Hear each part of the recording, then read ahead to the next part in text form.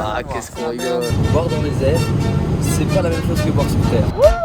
La côte de cochon, j'ai adoré ça, vraiment. Ça nous est dit. Qu'est-ce qui se passe?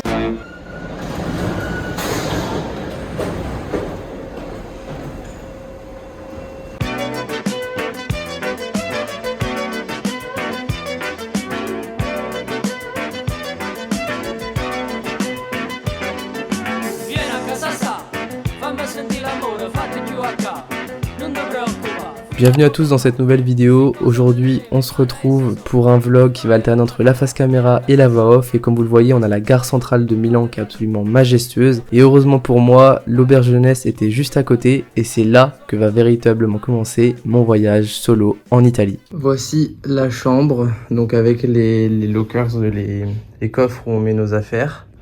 Donc avec le Covid, il y a un là, un en bas et au milieu c'est pas occupé. Je viens de rencontrer un de mes roommates dans la chambre, du coup il va m'aider à monter tout ça. J'ai pris 9 shots et un petit vin blanc là, ça va être sympa.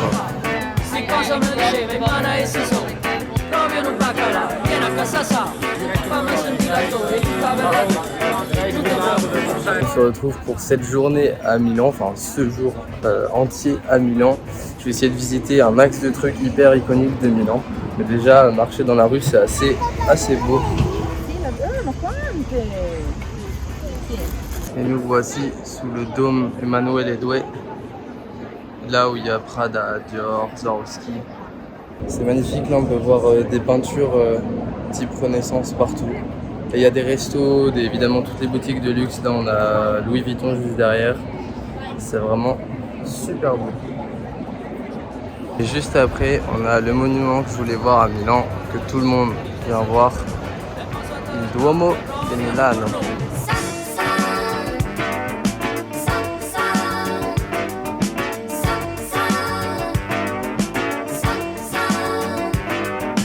Je voulais quand même vous parler un petit peu de cette cathédrale parce qu'elle est vraiment impressionnante à l'intérieur. Quand vous rentrez, vous vous rendez pas compte là sur la vidéo, mais c'est absolument immense. Les colonnes, je sais pas quelle taille elles peuvent faire de diamètre, mais c'est vraiment colossal.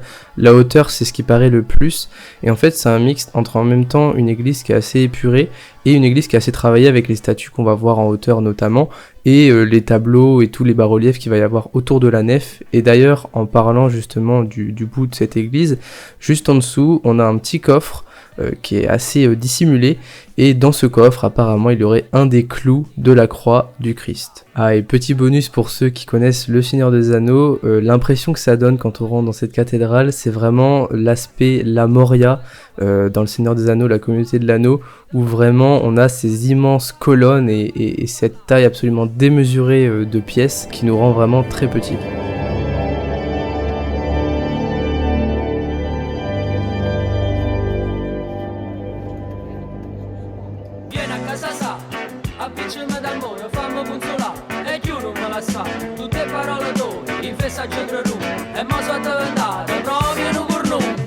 C'est tellement un cliché de touriste, c'est incroyable.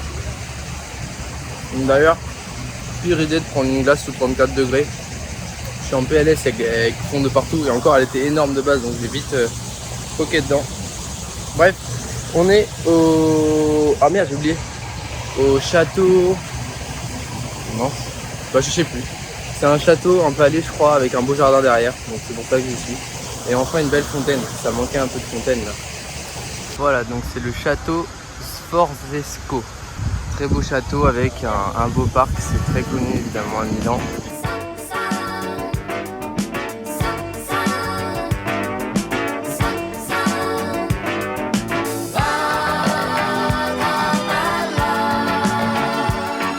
Ok, donc je vais quand même tester le métro de Milan.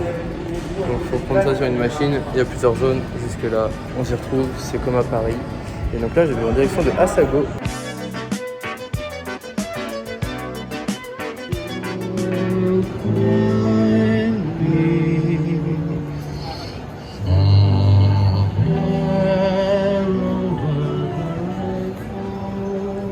Milan c'était cool, il y avait des choses à voir et tout. La ville était assez sympa, mais elle est grande, par contre elle est grande. Mais en métro ça se fait bien, c'est assez sympa à comprendre. Et franchement c'était cool, bonne dernière soirée en plus à Milan, donc franchement nickel. Maintenant suite du voyage, la Spezia. Arrivé à la Spezia Centrale. Du coup, c'est la ville où je vais rester pendant 3 jours. Et là, il va y avoir les belles plages, les 5 terres, le parc naturel, etc.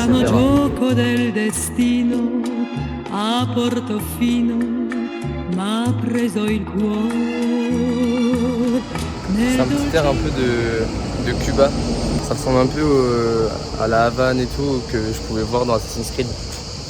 C'est trop bien. Et puis il fait bon parce qu'en fait près de la mer ça va, la chaleur elle est pas aussi violente que dans les terres. Et limite il fait je pense aussi chaud qu'à Milan, peut-être un peu moins quand même. Mais je sais pas, c'est plus supportable. Trop bizarre.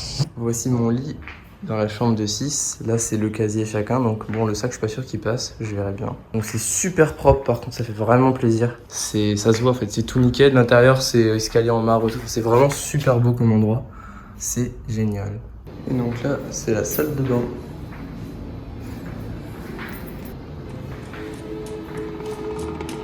I found my love in Portofino, perché nei sogni credo ancora,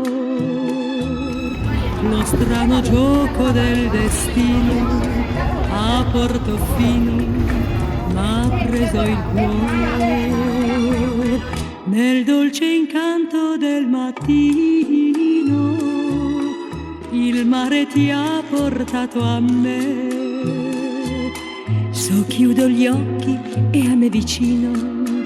Ici on est donc à Porto Venere et pas à Portofino comme peut le chanter Dalida. Et Porto Venere, il faut savoir que c'est un des plus beaux ports de toute cette côte italienne où justement la côte va commencer par Portofino. Ensuite vous avez les 5 terres un peu plus bas et le bout justement des 5 terres ça va être Porto Venere qui n'en fait pas partie mais qui est franchement tout aussi beau que les 5 terres qu'on va voir un peu plus tard. En face de Porto Venere, vous avez une île qui est, elle, beaucoup plus sauvage parce qu'en fait, vous pouvez y accéder que par bateau. C'est le principe d'une île, mais il n'y a pas de pont, rien du tout. Et de l'autre côté, du coup, au bout de Porto Venere, vous avez ce qu'on appelle la Grotta Biron. Et en fait, il y a les gens qui sont allongés sur les falaises, qui profitent du soleil et qui peuvent plonger directement dans la mer. Enfin, c'est vraiment le cadre, il est idyllique. Et l'eau, elle est super bonne, donc franchement, trop agréable comme endroit. I found my love in Portofino, perché nei sogni credo ancora, lo strano gioco del destino a Portofino m'ha preso il cuore, nel dolce incanto del mattino, il mare ti ha portato a me. So chiudo gli occhi e a me vicino a Portofino rivedo te. La vue elle est incroyable. Par contre il fait une chaleur. Je sais pas comment il fait mais c'est assez violent. Ricordo il volto tanto amato e la tua bocca da baciare. I found my love in Portofino, quei baci più non scorderò, non è più triste il mio cammino a Portofino, I found my love. Sono stato in un ristorante con queste persone meravigliose, sì. Il pasto era buono. Ho mangiato le penne con gli scampi e ora ci prendiamo un drink nella parte... Un drink de merda! Ah sì, nella parte animata della Spezia. Ok, that's good! Non. Alors là, c'est le début des 5 terres, c'est Rio Maggiore. Et donc il y a 5 petits villages à faire en train. Le train ça coûte 16 € pour la journée et tu peux faire les 5 terres. Et ça a l'air très beau. Il y avait à Portofino un vieux clocher qui sonnait de ne sonner que les matines quand Portofino se réveillait. Mais après cette nuit divine, on l'entendit sonner un jour, même jusqu'aux villes voisines de Portofino pour notre amour. Je vois le marié qui m'emporte et le petit chalet de bois dont il me fait franchir la porte en me portant entre ses bras. À chaque fois qu'à Portofino le vieux clocher sonne là-haut, il chante notre mariage vers les nuages à Portofino. Et voilà, c'est la fin des Cinque Terre fait en Italie du coup cette année pendant mes vacances. Et là, c'est Monaglia, si je me trompe pas. De toute façon, je peux le retrouver facilement, mais c'est certainement la plus belle ville des 5 terres, de loin. Et il y a même le port derrière, etc. Là, il y a un restaurant qui a l'air incroyable. C'est vraiment magique, trop beau.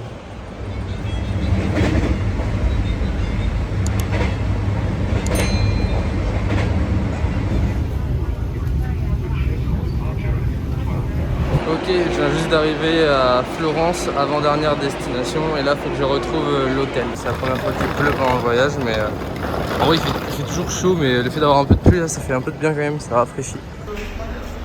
Et voici le 3e hôtel, Ostello Bello à Florence. On a un peu l'espace commun avec une table, la terrasse qui est juste là-bas, une petite vue sur un monument plutôt sympa, je sais pas encore ce que c'est. Donc là voilà, des choses pour griller le pain, faire le déjeuner. On rentre dans la belle cuisine, on retrouve un peu la même chose qu'à Milan. Et voici la terrasse. Et il fait une chaleur, fou. Tout à l'heure il a plu là, mais je pense que c'est juste orageux. Et avec la petite vue, on voit un bout là-bas du Duomo de Florence, enfin la tour à côté. Et bah en fait c'est peut-être... Non, c'est pas le Duomo en face, mais en tout cas c'est très très beau. Nessuno, ti giuro, nessuno, nemmeno il destino ci può separare, perché quest'amore del cielo città sempre vivrà. Nessuno, ti giuro, nessuno può darmi nel dono di tutta la vita la gioia infinita che sento con te, solo con te. Sei tu, dolcissimo amore, soltanto tu. I can earn like 60 euros an hour for doing super simple shit, like it's fucking nice. Okay, before this gets thrown over again.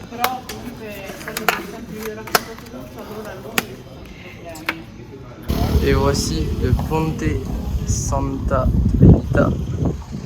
Là il y a tout le long justement de la rivière, je sais pas comment ça s'appelle, ou sûrement sur une rivière, je ne sais pas. Et là-bas, le Ponte Vecchio. Finisci con te. Nessuno, ti giuro, nessuno, nemmeno il destino ci può separare, perché quest'amore si illuminerà l'eternità. Là il y a le Ponte Vecchio juste là-bas. Et donc Florence derrière moi. Et en fait le but ça va être d'aller là-bas parce qu'il y a une vue globale sur toute la ville. J'approche enfin.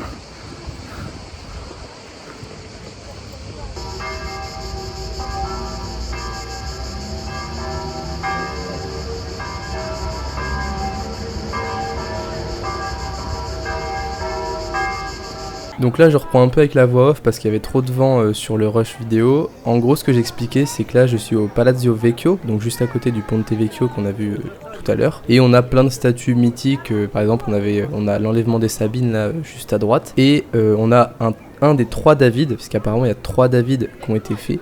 Et donc il y en a un qui se situe ici. Juste à côté, il y a une autre statue, qui est la statue de Neptune. Et je racontais du coup que pour la petite histoire, apparemment en Grèce, plus précisément à Athènes, on avait donc Athéna et Neptune qui se battaient pour la protection de la ville. Et les habitants ont donc dû choisir. Pour ça, Neptune a créé les chevaux et Athéna l'olivier. Et c'est finalement l'olivier qui a gagné, qui est d'ailleurs devenu un symbole de paix suite à ça. Et Neptune s'est fait toquer par Athéna et les Athéniens. Donc, je sais pas ce qui s'est passé ensuite, mais en tout cas, vous pouvez le reconnaître facilement puisqu'il a souvent des chevaux autour de lui ou son trident. C'est un peu comme Poséidon, c'est tout simplement le Poséidon des Romains.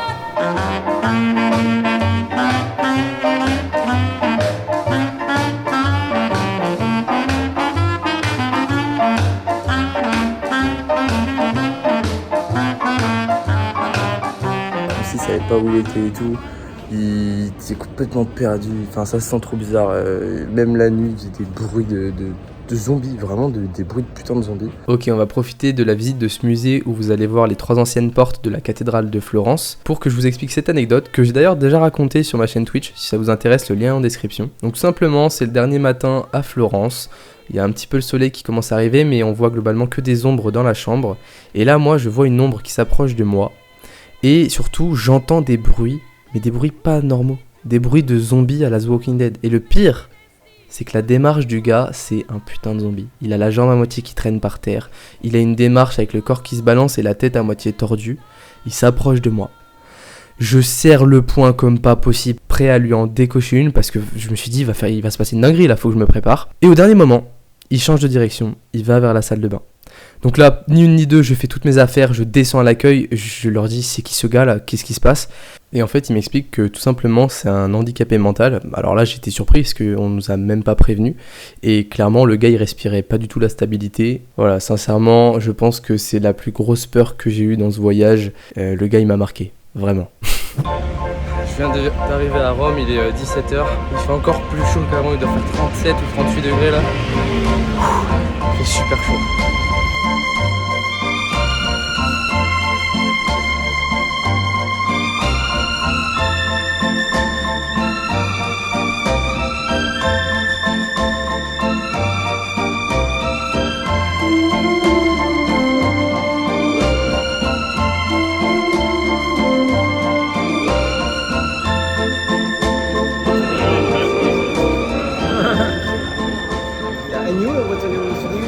I also quit my job like this guy. Now, Okay, they got 2 shots. 3 victory, Francis, man. 3 victory, okay? Other 0. Up now.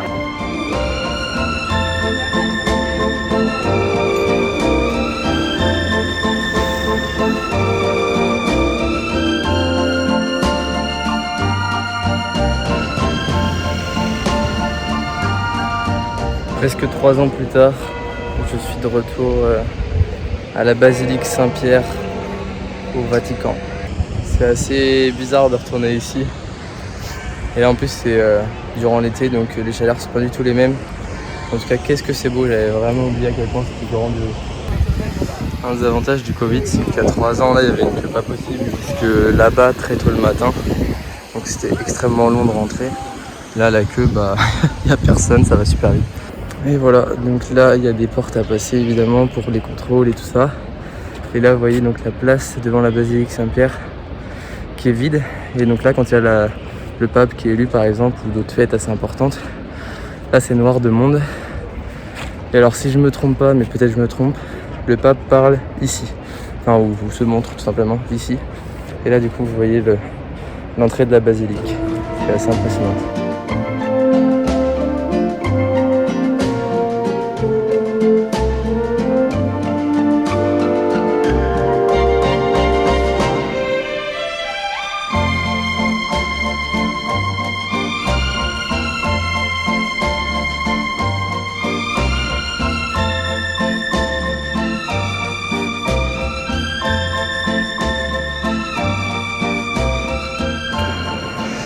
Alors là, si je ne me trompe pas, on est dans la nef centrale.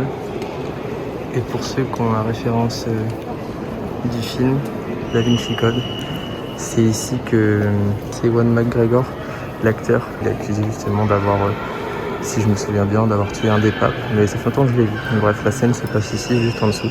Et donc dans le film, on peut voir l'intérieur, à quoi ça ressemble, etc. Et d'ailleurs, un peu partout dans le Vatican, on retrouve le symbole avec les deux clés, symbole du Vatican. Et voilà, donc là-bas, il y a le Vatican. Ici, Palazzo San Angelo, si je ne me trompe pas, avec le pont San Angelo. Et là, en fait, en passant les ponts, on revient vraiment dans le cœur de Rome et pas loin, il y a la fontaine Trevi un peu plus loin, il y a le Panthéon et il y a... qu'est-ce que j'aime Rome, putain, les rues sont super belles. Soit c'est des petits trucs comme ça, assez piétonnes, soit c'est des grandes rues, des grandes voies à la romaine, quoi. Et oui, je disais, il y a aussi du coup la Piazza Navona qui est très connue, qui est justement juste à côté en fait. Donc là, en gros, je rentre à nouveau dans le centre de Rome. Et voici la Piazza Navona. La première fois que j'étais venu ici, je n'avais même pas capté que c'était la Piazza Navona. Je m'attendais à quelque chose en fait assez gigantesque, mais ça reste globalement assez discret. Les fontaines sont très belles, la place est très belle. Et en fait, je m'attendais à vraiment quelque chose de démesuré, vu que quasiment tout est démesuré ici, bah, j'étais un peu surpris. Mais franchement, c'est beau.